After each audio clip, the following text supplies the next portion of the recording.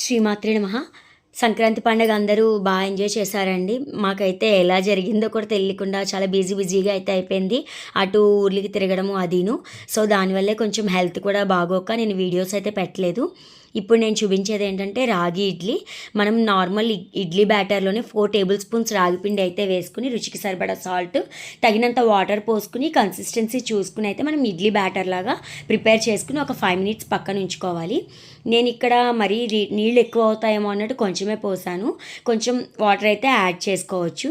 ఇవేంటంటే పిల్లలకి ఇలా పెట్టడం వల్ల చాలా హెల్త్ బెనిఫిట్స్ అయితే ఉంటాయి. రాగిపిండిలో ఐరన్ డెఫిషియన్సీ ఉన్న వాళ్ళైతే ఇలా రాగిపిండి డైలీ ఏదో ఒక మోతాదులో కనుక తీసుకుంటే చాలా హెల్త్ బెనిఫిట్ ఉంటుంది. మనకి చిన్నప్పుడైతే ఈ రాగి జావా, రాగి సంకటి అనేవి చేసేవారు. ఇప్పుడు పిల్లలకైతే అవేమీ తెలియవు. మా ఇంట్లో అయితే మా అమ్మగారు ఎప్పుడు కూడా ఇప్పటికీ రాగి జావా అనేది అయితే చేస్తారు. చాలా బాగుంటుంది. కాకపోతే మా పిల్లలు అంత ఇష్టంగా తినరు. ఇలాగా చేసి పెడుతూ ఉండు, రాగిపిండి అనేది పిల్లలకి ఆరోగ్యానికి మంచిదంటే మా అమ్మగారు ఇలా అయితే ట్రై చేశాను. మా పిల్లలైతే ఇష్టంగా తిన్నారు. నేను ఇక్కడ వీడియో అనేది పాజ్ చేశాను. సో, వీడియో అయితే చూపించలేకపోయా.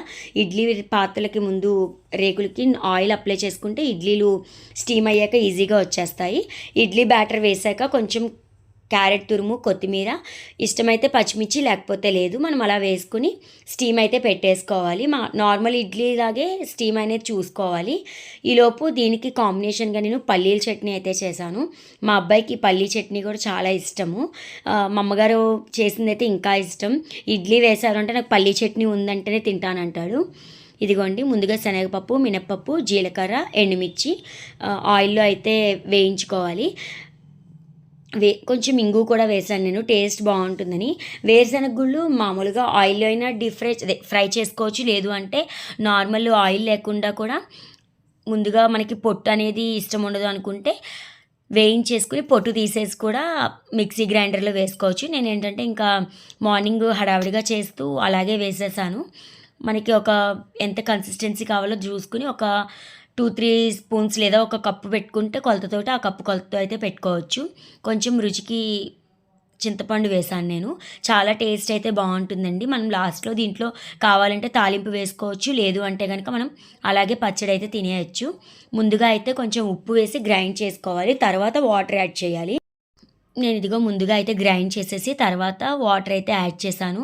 ఇడ్లీ ఎలా ఉన్నా కూడా మా అబ్బాయి అయితే పచ్చడి కోసం ఇడ్లీ తింటాడు. ఇడ్లీ ఇష్టపడని పిల్లలు కూడా ఇలా కనుక చేసి పెడితే ఇడ్లీలు చాలా ఇష్టంగా తింటారండి. ఇలాగా పచ్చడి అయితే గిన్నెలోకి తీసేసుకుని దీనిపైన తాలింపు కూడా వేసుకోవచ్చు. నేనైతే ఇంకా తాలింపు వేయలేదు, టైం అయిపోతుందని చెప్పి. ఇది దోశలకు కూడా చాలా బాగుంటుంది.